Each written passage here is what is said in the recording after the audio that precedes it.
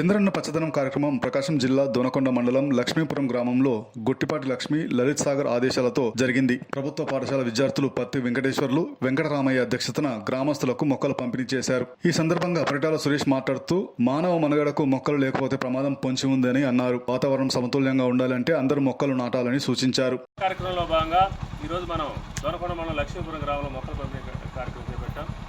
దర్శి నియోజకవర్గ ఇన్ఛార్జ్ గుట్టిపాటి లక్ష్మి గారి ఆశీస్సులతో గురువు గారు అచ్చెన్నాయుడు గారి ఆదేశాలతో మనం మొక్కల పంపిణీ కార్యక్రమం చేపట్టాం.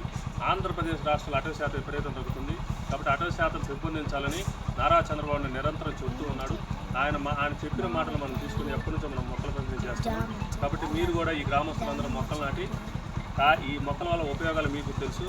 వాతావరణ సమతుల్యత బాగుంటుంది. కాయలు పండ్లు పిల్లల కోసం మన భవిష్యత్తు కోసం ఆంధ్రప్రదేశ్ అభివృద్ధి కోసం మనందరం మీ అందరూ మొక్కలు నాటి బతికిస్తారని మీ అందరూ కోరుతూ సెలవు తీసుకుంటాం. చంద్రన్న పచ్చదనం కార్యక్రమంలో భాగంగా ఈరోజు మనం దొనకొండ మండలం లక్ష్మీపురం గ్రామంలో మనం మొక్కల పంపిణీ కార్యక్రమం చేపట్టాం.